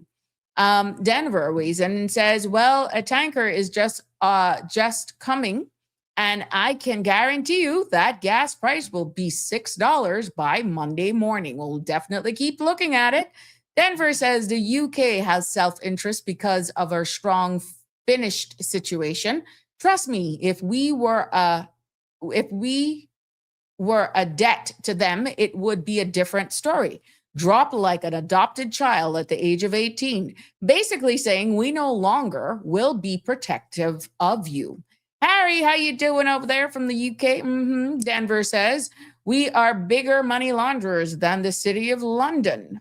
Who are bigger launderers than the City of London is a question Denver is asking. I correct myself there. Miss Ebanks, how are you? Good evening. Happy Thursday to you as well. Sending you lots of love. Denver says a couple of cigarette lighters could have caused the fire. Yes, caller. That's why I mentioned cigarette lighters. Harry is saying the Red Cross has opened shelters for any nearby residents who require assistance from the blaze. Yeah, okay, so that must have been an update. Yeah, we were giving an update on that as well. Yeah, but the phone lines continue to be open here on Sabrina Speaks as we continue to watch this developing situation here happening in our beautiful islands. And today with the landfill, unfortunately, that is on fire. And our firemen and women are working hard at this. And like I said, in the coming days, we should get some sort of feedback on this, and hopefully before then, or maybe overnight or first thing tomorrow morning, we could hear something from the minister and or in collaboration with the Honorable Premier addressing the situation. Kudos goes out to the Minister, Honorable Nicholas DaCosta, for being the first one out of the gate to really address this as the minister responsible for fire officers. I applaud you for that. Now, people are waiting to hear more as well from other members of government as we continue to watch this developing story. So, yeah, it is something. Miss Anita, I hope I was able to answer you there as best as I could, but we went down that for a while. Yeah. Okay. So I got all of these comments. I don't want to miss any comments here this evening, ladies and gentlemen. And thank you for commenting. We appreciate your participation because we know it's you that build this space right here. And this picture was from earlier on today, taken from 7 Mile Beach. Now that was, as you can see, pretty early in the day. Okay. It got worse to this point. When this image was posted, that was shortly after 2, I stand to be corrected. They had just started closing some of the roadways in the immediate vicinity, but you had already seen the midday lunch traffic being blocked up. And it was only made worse when, of course, persons had to turn around and the Royal Cayman Islands Police Service did what they had to do. So yes, we are continuing to follow this evening. As it becomes available to us, we will definitely share it with you. By the way, let me just remove this as we continue to look at the comments here. By the way, I think the idea that if the islands costs the UK money, we wouldn't care about them is false. Look at the Falklands. They cost a fortune and they're look after pretty well. Thank you for sharing that, Harry. And this is why all sides are welcome here as we continue to navigate this definitely here in the Cayman Islands and beyond. So yes, we see where the major incident update, we've heard one from one minister. And for those of you who are just joining us, please note that the meeting from the listening tour from the Progressives has been postponed. My apologies for all of you guys who were with me from the beginning. And it's like you're thinking I'm repeating this, but we do have persons join us throughout the show that may not be aware of this and still, need to know, or they may have had plans to go. I just want you guys to know that the People's Progressive Movement listening tour has been postponed tonight because of all that is happening right here in regards to the developing situation at the landfill. And safety is, of course, of paramount to them. And they want to make sure that they're putting that priority, and they don't want to waste a good meeting and not appear to be considerate that people may have been impacted by road delays. We're seeing where traffic has been mayhem. People have been letting us know what they have been experiencing. So because of that, this has been put off until a later date. Once we are aware of that, we will definitely share it with you as well. So yes, we continuing on here, we are going to make sure, keep your comments coming in and weigh in as well. The cigarette lighters that you were talking about, Denver and Miss Shelma, I think more education, and we need to do lots more education on how we handle our waste. And if we're going to do it nationally, for true, the other day when that battery, they said, caught a fire, that there was a smaller fire that took place. They found the source of that, and that was, yes, because of a battery. That was what was reported. Now, anyone who have been to the landfill will see where they have a designated area for any batteries. But what does it say if these garbage are not being sorted? Get away. It is not impossible to get away. I didn't say. Go ahead. Hello. Yes, you're live. Yeah, I didn't say cigarette lighter. I said battery. Battery. But to me, Okay. cigarette lighter. Listen to me. Cigarette lighter don't make sense because you have to flick a lighter for that to light. And I do think people throw away cigarette lighter with the fluid in it. They be empty. When people throw them away, that they can't strike, they can't light no more. So I don't think the cigarette lighter could cause it. I said battery. Those batteries can ignite. Mm-hmm. Okay.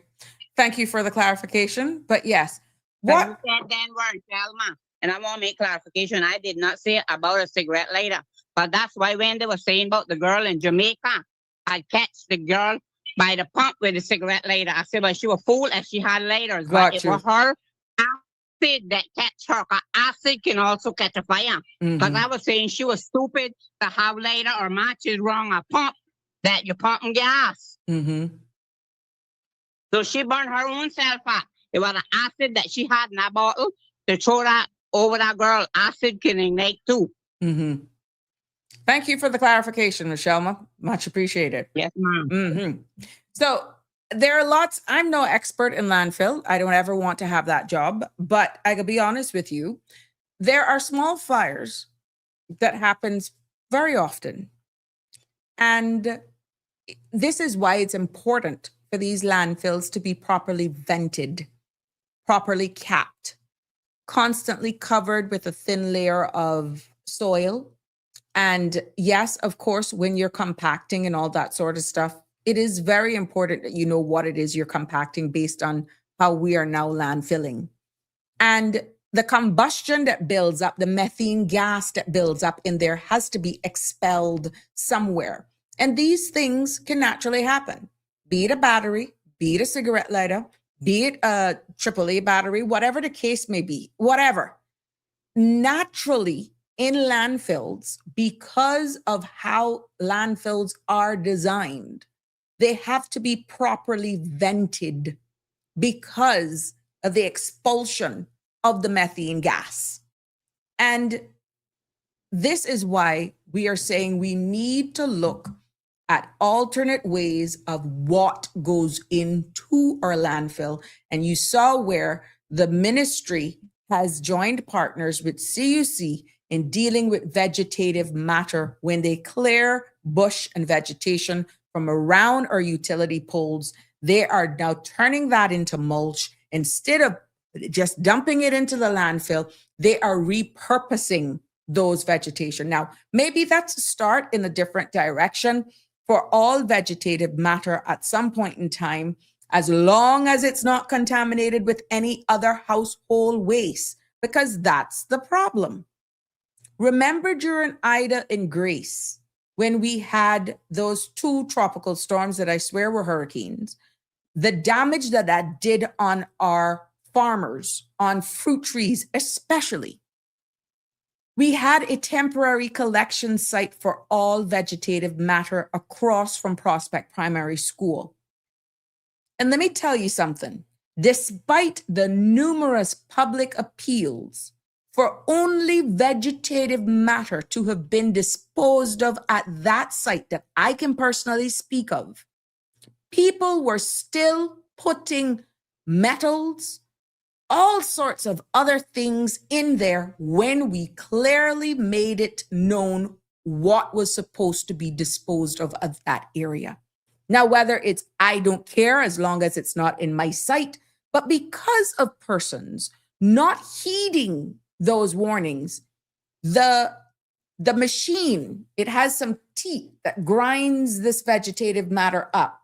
When those metals, of course, were going in there, because you're thinking we're all adults, right? We're going to follow the rules, that they're only going to put vegetative matter in there. You're not expecting a piece of a washing machine or let's say a small rim from a wheelbarrow going to be in it, because we clearly stated, or piece of guttering. You understand? You're not expecting that to be in there at that temporary site. But yet, my friends, our local residents, we're not pointing no fingers because honestly, you don't know. They were putting all sorts of crap at that site that damaged the machine not once, but 2 times, as I can recall. And why? Because I was a sitting minister. And I personally went out there and did a short video begging people to follow instructions. So when you look at this from a larger scale now of how we dispose batteries, how we dispose oil from either our mechanic stores or even in our surroundings at home, there's a reason that we're asking you to do this safely. There is a reason. Because maybe this could have been avoided. We don't know. And we're not going to speculate. And this is why we have to give the experts the opportune time to go ahead. First of all, first priority is get the darn thing under control. And second of all, and while you're trying to do that, getting that under control, address your nation. Address the nation so that it's not filled with any other sort of speculations. That's the key. And then we continue to move forward.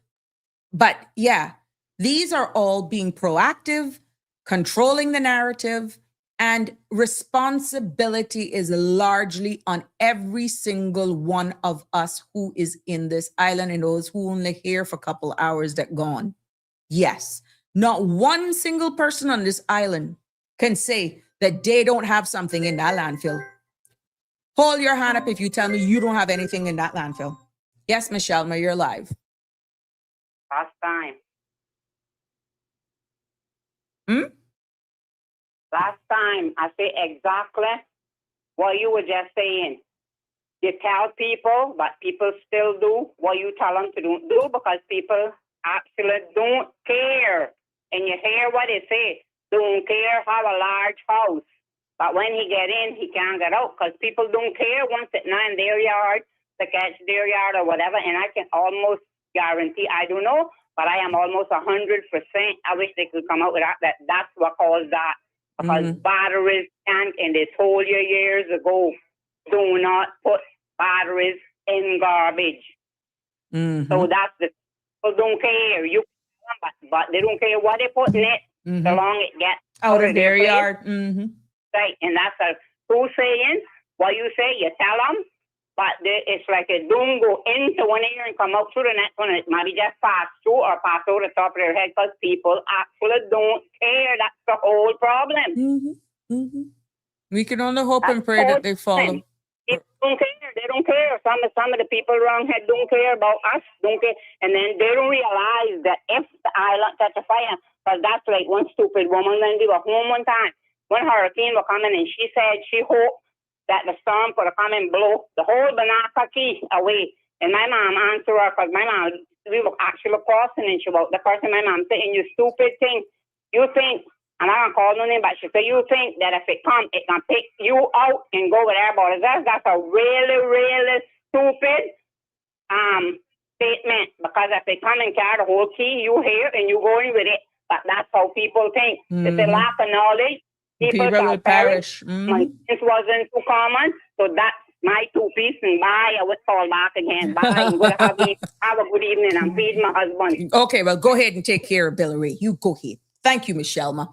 And now that we were on that topic, I see where, if you didn't know, now you know, the Department of Environmental Health has done their 2026 bulk waste collection announcement release. And this will start in Grand Cayman from May 4th and end in East End up until May 30th. Now, the first week will be in West Bay from May 4th to the 9th. The second week will be in Georgetown, May 11th to the 16th.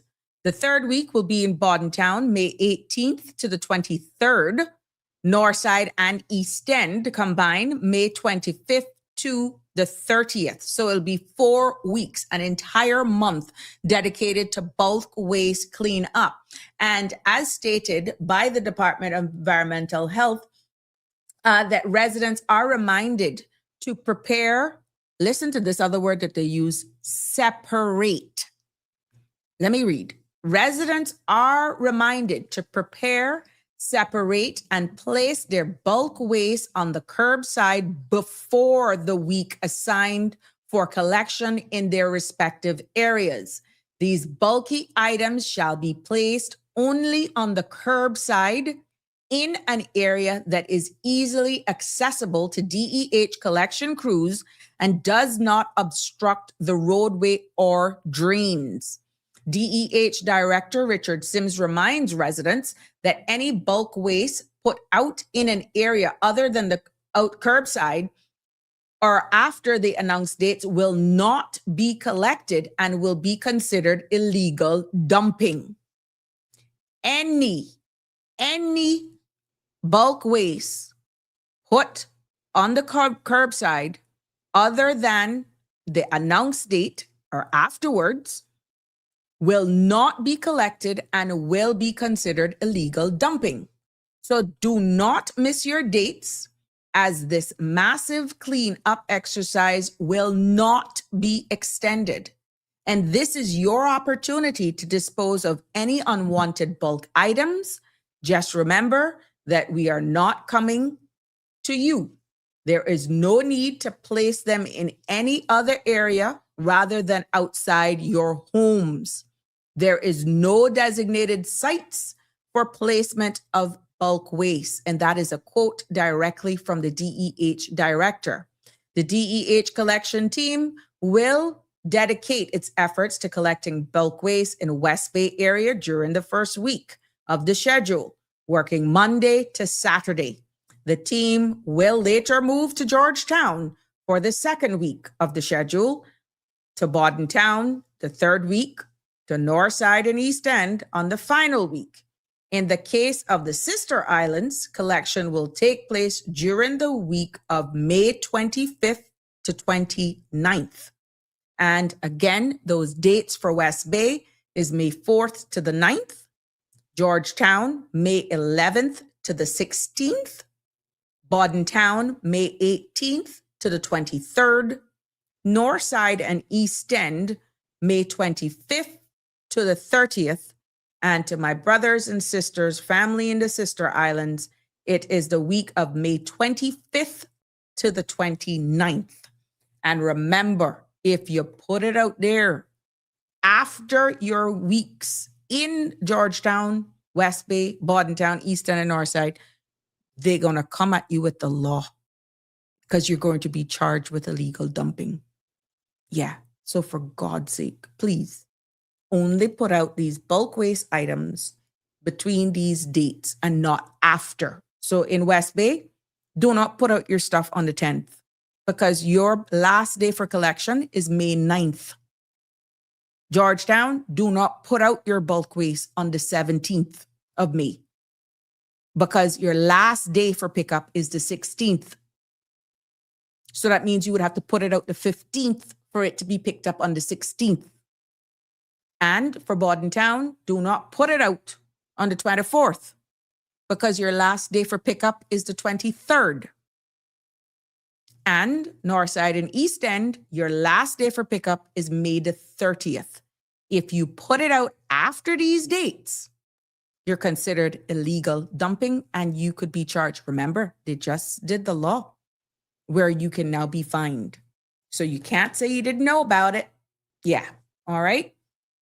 So we want to make sure that you do this and make sure that, what am I missing here? Aliano says, if there was a buyback incentive where alleviate the problem. And I see a conversation between Denver and Harry. Is there no laws on this issue? 90% of the people don't care about government requests. People do care when government enforces law via fines and other measures. Okay, that's an ongoing conversation that's happening right behind there. But yes, ladies and gentlemen, there you have it here on Sabrina Speaks. So just remember that. I thought it was fitting for me to share that with you. I remember the flyer being shared with me this morning, and I didn't have those dates to share with you. So I'm hoping that for those ahead of the hurricane season, and remember they used to do bulk waste cleanup during the Christmas. That is no longer the case. So this is the only one that's going to be had. Now, if it's going to be changed, I'm quite sure that they will announce that. So normally the policy of the DEH is that they would do this in the middle of the year, pretty much ahead of the hurricane season. And it's tradition that we normally clean up around our places for the Christmas season. It has been for the past 2 years that they had not done that. And so we want people to take advantage of this. And a very important thing that was brought out in this press release, there were normally places within the middle of like some roads and stuff where people would go and take washing machines and all that sort of stuff. That does not exist. So you're only asked to put your bulk waste items in the front of your respective homes. Don't take them out of your yards and put them in no public roadways. That is illegal. Good evening, caller. You're live. What's on your mind? How are you? I'm fair to fine. How are you? Fair to fine. Fair to fine. I guess you're not on the road. How I could be on the road? I'm doing this live. I know you're not on the road, but that's why you're fine.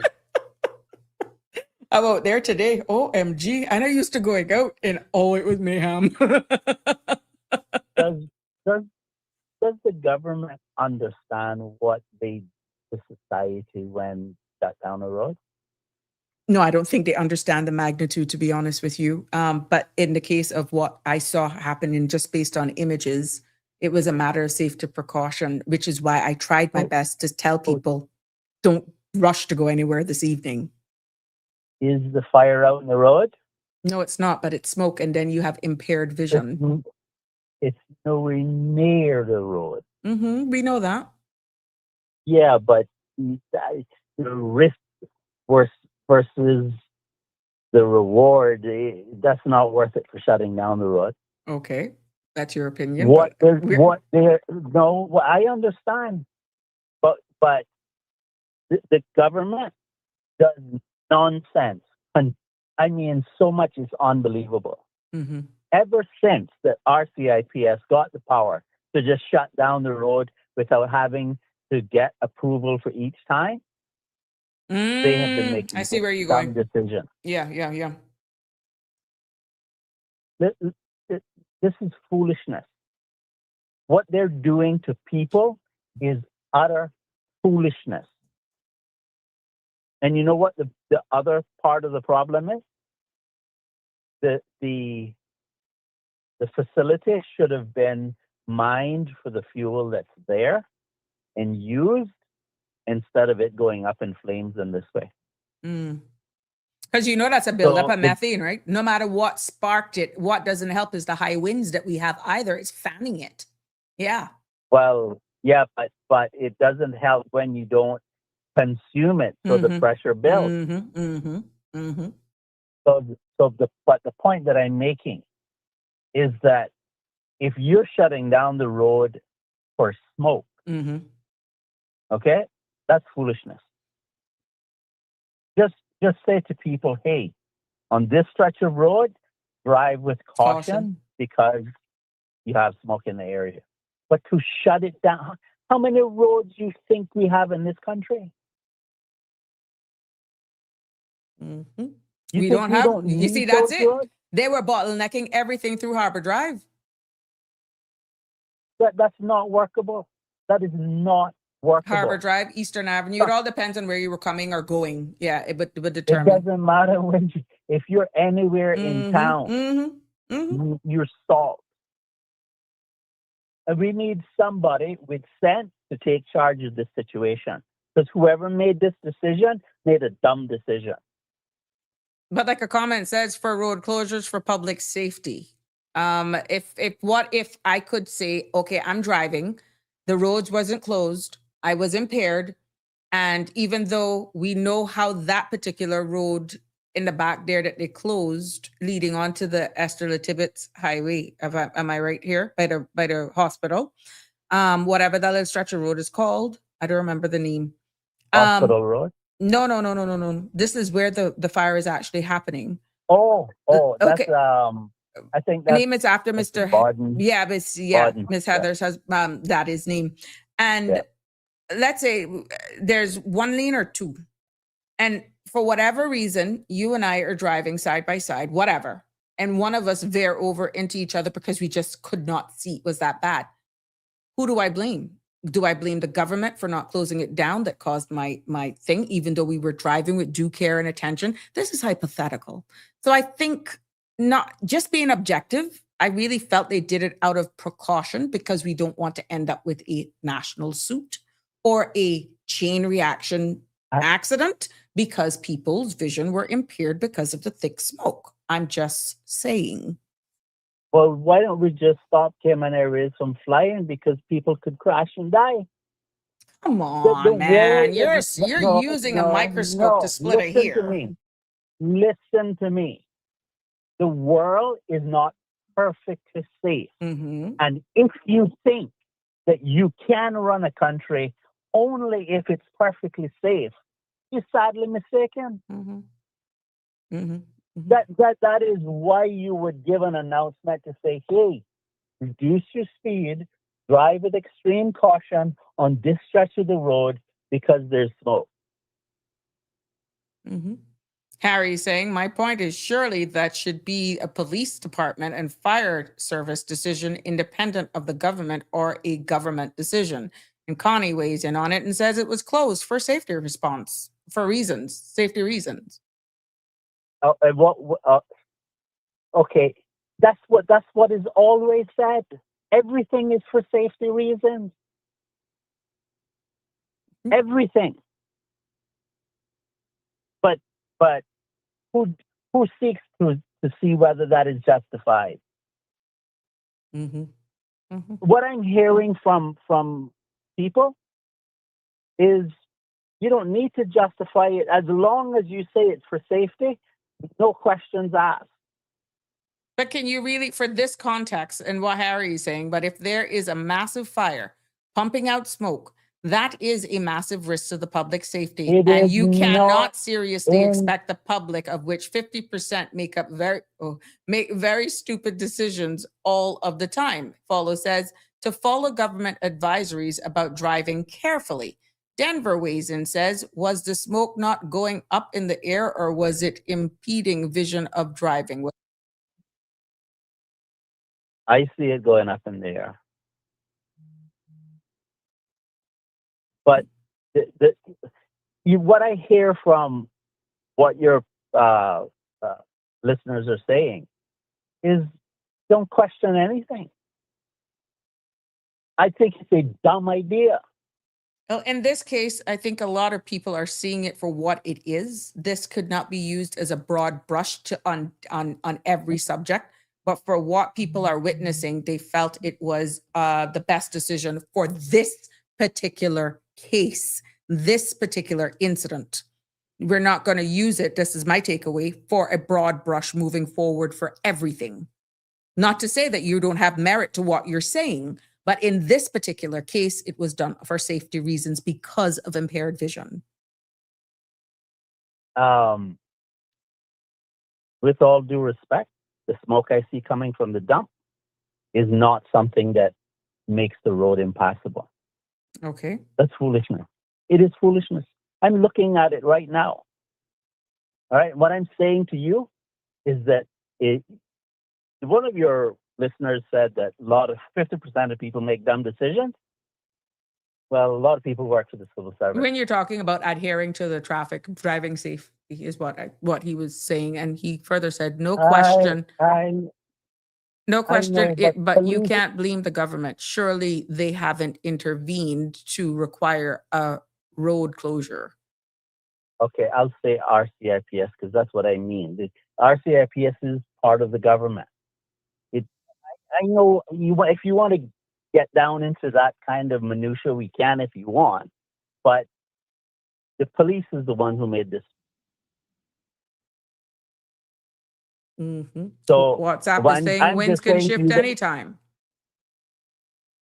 It doesn't matter if it shifts. The quantity of smoke is not engulfing the road.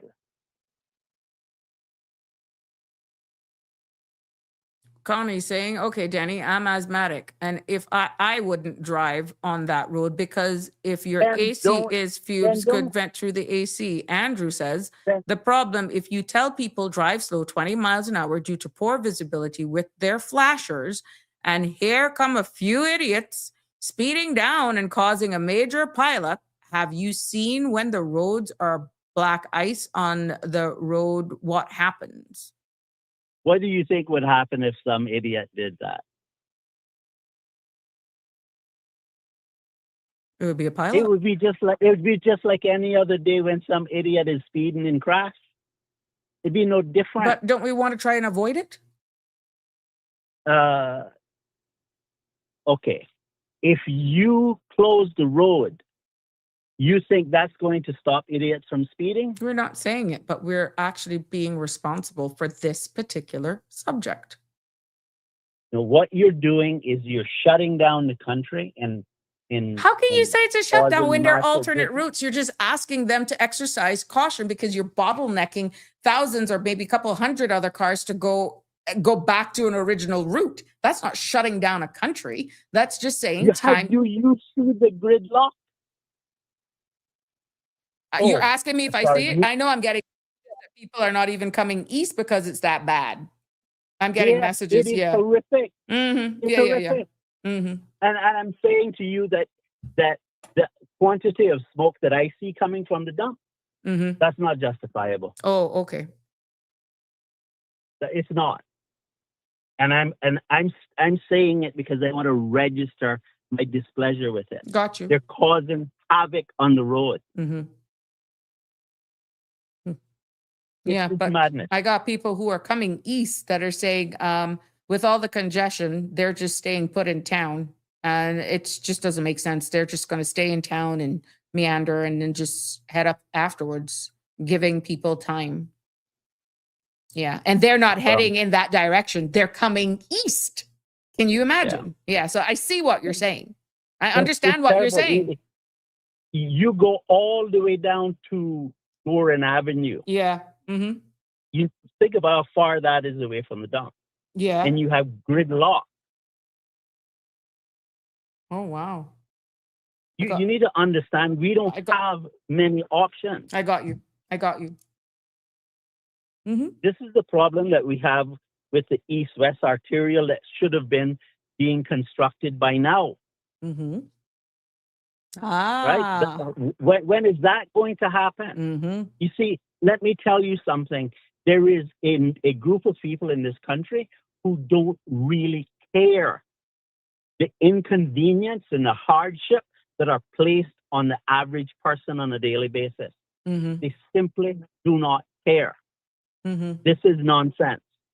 This is the same type of attitude why we don't have that road up there any farther than it is. It is now. Thank God that Jay has pushed it as far as he could, but it should have been much farther than that by now. Mm-hmm. So what I'm getting from your feedback is that the risk right now outweighs the national gridlock that was caused. No, the reverse. Okay. The risk Yeah. doesn't You see where I'm justify it. going? Yes. Yeah. But Yeah. yeah, you see that I understand what you're saying. You get that I get it. Yeah, the risk. Oh gosh. Well, let's hope that they use this as an example because No, they're tone deaf. The police is tone deaf. well, I would hope that they would have been in collaboration with the respective minister and the Really? government. No, because it's an operational arm. You're quite right. It's the operational arm. Yeah, so this was a call independently under good judgment, possibly in collaboration with the fire service. So this would not have necessarily been, as you alluded to earlier on, in approval or support with the sitting ministers or even our elected arm, because it's operational. No, it's not the elected. No, Correct. When I say government, Yeah. I mean the police. Yeah, I don't the mean civil service. Yeah. Yeah, And but this like the traffic is 5 miles an hour, bumper to bumper. mm-hmm. You remember when they shut? I don't remember which road it was previously. Harbor Drive. They had shut down Because of some event. and Yeah. and Panton had to apologize. I remember that. I got caught in that. This is just as bad. Oh, Jesus. So it's a repeat This of is- that. this is And that was only terrible. the small sliver of Harbor Drive for a national event. That was only Yeah. along Harbor Drive. Yeah. Mm-hmm. Yeah, and now the West Bay Road is 25 miles an hour. Mm-hmm. So you think about that, right? Aliano says, Mr. Denny, you are not wrong. Just need to understand the reactive mindset, the way poor management can cause such a failure of effectiveness.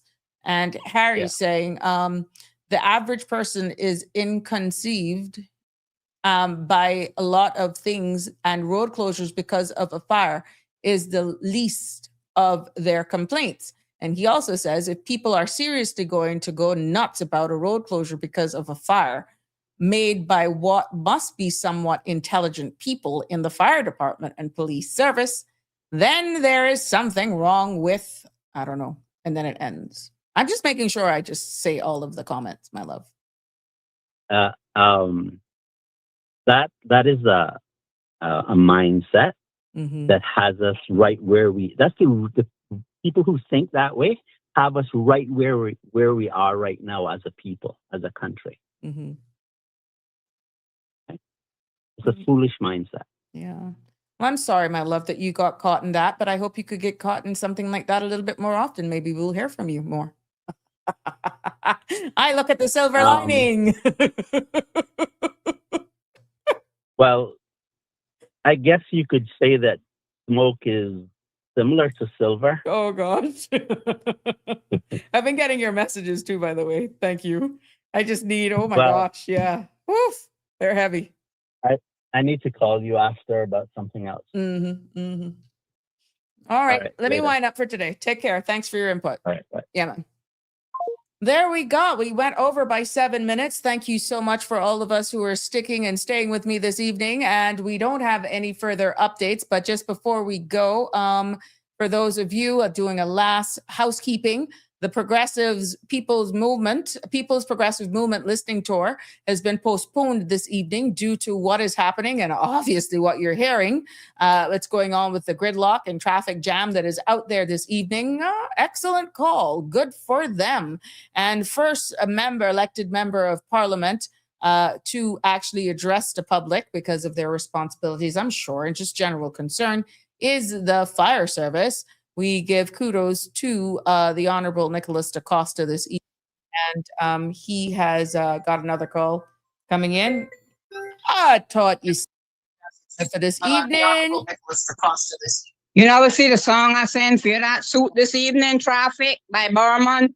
Close out your show with that. If it doesn't You never take see that or what? I saw it, but if it doesn't take a while to upload, I only have limited time. That's why. But I got your message, my sweet. Well, there's traffic. What then they're talking about traffic? Mm-hmm. Yeah. Yeah. Well, play it tomorrow. I'll Close upload out it tomorrow with it. Definitely, because that's open mic. But I'll do it and I'll upload it, my love. But I'm going to play Nicholas now. Thank you, Michelle. Aliano said, I hate to see a massive incident image. Imagine the chaos. Oh, you would hate to see a massive major incident. Imagine the chaos. Well, let me. This incident underscores the critical role our fire service plays in protecting our communities, particularly in complex and high-risk environments such as the landfill. I want to commend the Cayman Islands Fire Service and collaborating agencies for their swift and coordinated response in the face of a challenging situation. Our priority remains the safety of the public. The public is encouraged to avoid the area. The Royal Cayman Islands Police Service is actively managing the movement of traffic along the Estella Tibbetts Highway, West Bay Road, and surrounding areas. Motorists are encouraged to use alternate routes when traveling. We continue to monitor the situation closely and will ensure that all necessary resources are deployed to support containment efforts and minimize any impact on surrounding communities. Mm-hmm. There you go. Thank you, Honorable Minister Nicholas DaCosta. And also before Akeem, I didn't see this one. The Department of Education Services, this was a public notice. Again, West Bay bus delays today. Parents and guardians are advised that students traveling by bus to West Bay this evening will be delayed due to heavy traffic caused by the Georgetown landfill fire. Affected routes, including West Bay Road and the Esterly Tibbetts Highway. And we appreciate your patience. So this is all aligning into what the last caller is saying. And yeah, there you have it. So we are sharing with you as they came in, and that's all I got right now. And yes, Harry had said that I didn't get to do this one, but we must share with you the latest information from the Red Cross is that, yes, that shelter is open. I did say it, but I can confirm to you now that the Red Cross shelter is open. And that is how bad it is right now that they have updated their information and letting us know that their shelter is open at this time. So we want to make sure that standby. So there's no longer in a standby phase. The shelter is actually open. Let me get this up here. Okay. And so as of 4:40, the Cayman Islands Red Cross shelter is open for persons affected by the landfill fire. And the shelter is located, of course, 34 Huldah Avenue across from the farmers market at the cricket grounds. Individuals in need of safe place are encouraged to make their way to the shelter. Please note that parking is limited and pets are not permitted. So this is the latest update. The Red Cross shelter is no longer on standby. They are actually open. So this is the latest information from the Red Cross. The shelter is open now officially for those persons, and it was open from 4:40 because of that. But please note that pets are not allowed at this location, okay? So make sure that you keep abreast of local media channels for the latest updates, and we will continue here as well. Please pay close attention to all the updates on CMR News, who will also be posting all of the latest information as well. It has been my pleasure bringing you another episode of Sabrina Speaks. Tomorrow is Open Mic Friday. I will definitely upload that song from Ms. Shalma so that we could share it here, cover some things, and let's hope we get some updates. Let's hope between now and then that we'll have something even more official from our minister responsible for the landfill and maybe the Honorable Premier in collaboration. I don't know. And but whatever it is, we will definitely keep you abreast of everything that is going on here. Andy Janice. Okay. Oh, for the people that live in the apartments right across the landfill off the bypass. Yeah. Yeah. Can you imagine all of those people right there? I can't remember what that road names, but all of those people along the 7 Mile corridor across from Captain's Bakery, all of that stretch there, and Grape Tree condos and all of those KFC area, Washington Boulevard, aka, I'm sorry, did I have to call this? Yeah, but you heard Georgetown Courts area, Kirk Supermarket area. It all depends on where the wind is blowing. Yes, Miss Connie, thank you so much. Good night. Be safe.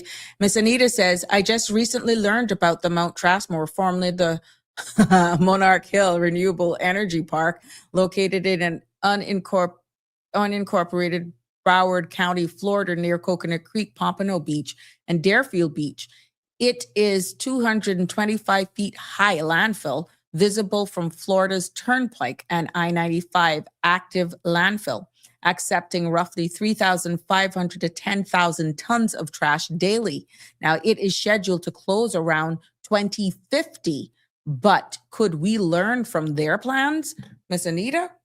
Sensible. I have passed that more than once, and unless you see those crows or what you call buzzards or whatever you call them, you don't even know that you're passing there because of how it's landscaped, to be honest. It is high. Yeah. But thank you for sharing that with us this evening. So yes, thank you, one and all. Please be safe. I've gone over by 15 minutes. I hope I don't get in trouble here. And but it was worth it. Thank you so much for all your feedback. We freestyled today for sure. We got lots more to fill you in on tomorrow as we look forward to the weekend and definitely looking forward to a new week. And I will post those 2 private members' motions as well. If you follow and the Sabrina Turner Community Activist Facebook page, I will make sure that I'll post them there immediately after this show so you could read it for yourself. And maybe we'll cover it again tomorrow for the sake of those who missed us, because I don't know what happened with me earlier on. But please, good night. And to all of our frontline staff who are doing this, thank you for your service, all that you do, to your families, for your support. Please stay safe. Good night to one and all, and God bless. See you tomorrow. That's a wrap for today's edition of Sabrina Speaks. Thank you for tuning in and for being part of the conversation. Remember, the dialogue doesn't stop here. Stay engaged, stay informed, and most importantly, stay empowered. We'll be back tomorrow at 5 p.m., same time, same place, right here on CMR TV and radio, where your voice matters and your truth is heard. Until then, K-Man, take care of yourself and each other. That's it for today's edition of Sabrina Speaks, where your voice matters, your story counts, and your truth is always welcome. Join us weekdays from 5 until 6:30 p.m. right here on CMR TV as we dive into the topics that matter most to you. Catch the show live or on demand at cmrtv.com. And don't forget to follow us on Facebook, YouTube, and Instagram so you never miss a moment. Until next time, stay informed, stay engaged, and always speak your truth.